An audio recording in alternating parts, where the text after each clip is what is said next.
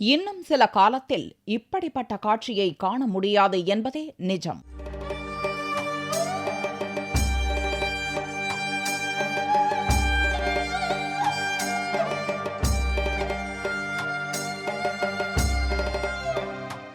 அருந்து போகும் செருப்புகள் இப்போது அலட்சியப்படுத்தப்படுகின்றன. நாங்கள் பிளாட்பார்ட்டில் வச்சுங்கிறதுனால நாங்கள் எது சொன்னாலும் நம்ப மாட்டுறாங்க. எங்கள் பொருள் தரமான பொருள்னு நம்பி கொள்ளவங்களுக்கு தான் தெரியும். அருந்த இடத்துக்கு அருகிலேயே ஒரு பிளாட்பார கடை. அங்கு 50 ரூபாயில் துவங்கி பிளாஸ்டிக் செருப்புகள் கிடைக்கின்றன. போனால் பிளாஸ்டிக் வாங்கி போடலாம், 100 ரூபாய்க்கு 50 ரூபாய் செருப்பு வைக்கிச்சுன்னு விலை கூட தோல் செருப்பு நாங்கள் தயார் பண்ணுறது நம்பிக்கையாக இருக்கும். அதை யாரும் புரிஞ்சுக்கிறாங்க, புரியாதுங்க அங்கே போனால் வாங்கிக்கலாம், அங்கே போனால் வாங்கிக்கலாம்னு வாங்குறாங்க. இதுதான் விளைவு. செருப்பு தைக்கும் தொழிலை செய்து வருபவர்கள் வாழ்வாதாரத்தை முற்றிலும் தொலைத்து நிற்கின்றனர். தொழில் பண்ணி என்னால் வீட்டு வாடகையும் கொடுக்க முடியல. நான் எப்படி முன்னேற முடியும்? முன்னேறதுக்கும் வழி கிடையாது. நான் இருந்த வரைக்கும் செஞ்சு நிற்கிறேன் சார். அதுக்கப்புறம் இந்த பக்கம் வந்து யாரும் செய்ய மாட்டாங்க. தொழில் படிப்படியாக குறைஞ்சிக்கிட்டே வருது. அதே நேரத்தில் அழிஞ்சு போகுது. யாருக்கும் வருமானம் இல்லை. இன்றைக்கெல்லாம் உட்காந்தோம்னா ஒரு 100, 150, 200 ரூபாய் சம்பாதித்துல போதும் ஆகிடுது. அந்த மாதிரி இருக்கிறப்போ யார் செய்வாங்க? இனி இது பரம்பரை தொழிலாக தொடரப்போவதில்லை என்பதில் மகிழ்ச்சிதான்.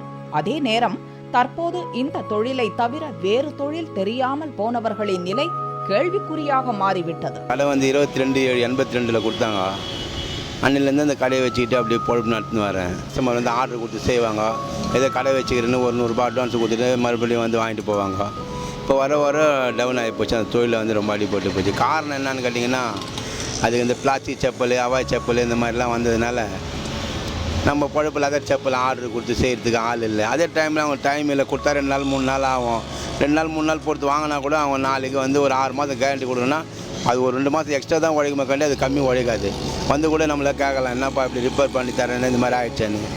இந்த தொழிலில் இருந்தவர்கள் இதை ஒட்டிய வேறு தொழிலுக்கு மாறுவதும் நடக்கிறது. இப்போ ரொம்ப பேர் இந்த தொழில் செய்கிறது எல்லாம் வாட்ச்மேன் வேலைக்கு, அங்கே செக்யூரிட்டி வேலைக்கு தான் போகிறாங்களே கண்டி செப்பல் தைக்கிற ஆள் கிடையாது. அழிஞ்சிக்கிட்டே போயினே அது. இன்னும் கொஞ்ச நாள் போனால் அப்புறம் ஆள் நடமாட்டம் தச்சுக்கிட்டு தான் வேறு செய்யறதுக்கு ஆள். இந்த தொழிலில் இருப்பவர்கள் அடுத்த தலைமுறை இந்த தொழிலுக்கு வர வேண்டாம் என்று நினைப்பதோடு நிறுத்திக் கொள்ளாமல் வரக்கூடாது என்பதில் உறுதியாகவே உள்ளனர். அந்த தொழில் செஞ்சுன்னு எனக்கு அப்பா செஞ்சார் சார். எங்கள் அப்பாவுக்கு அப்புறமா எனக்கு தெரிஞ்ச வேலையை நான் அவர் கூட உட்காந்தனால எனக்கு கற்றுக் கொடுத்துட்டாரு. அந்த வேலையை நான் பண்ணின்னு வந்தேன். தொழில் படிப்படியாக குறைஞ்சிக்கிட்டே வருது. அதே நேரத்தில் அழிஞ்சு போகுது. யாருக்கும் வருமானம் இல்லை. இன்றைக்கெல்லாம் உட்காந்தோம்னா ஒரு 100, 150, 200 ரூபாய் சம்பாதித்துல போதும் ஆகிடுது. இந்த தலைமுறையோடு முடிய போகும் இந்த தொழிலில் கிடைக்கும் சொற்ப வருமானத்துக்கும் தொடர்கிறது பேரம். செருப்பு பிஞ்சிருச்சு தாத்தா, எவ்வளோ ஆகும் தைக்க? 35 ரூபா கொடுமா. 35 ரூபா அதிகம். 35 ரூபாய்க்கு இது கம்மி தைச்சா எங்கம்மா கட்டுப்படி ஆகுதுமா? நீ இவ்வளோ கம்மியாக கட்டா எங்கே தைக்கிறது? இல்லை 20 ரூபா போட்டுக்காங்க. 20 ரூபாயெல்லாம் கத்தாதுமா. விலைவாசி எல்லாம் ஏறி போயிடுச்சு. நீ இன்னும் அப்படியே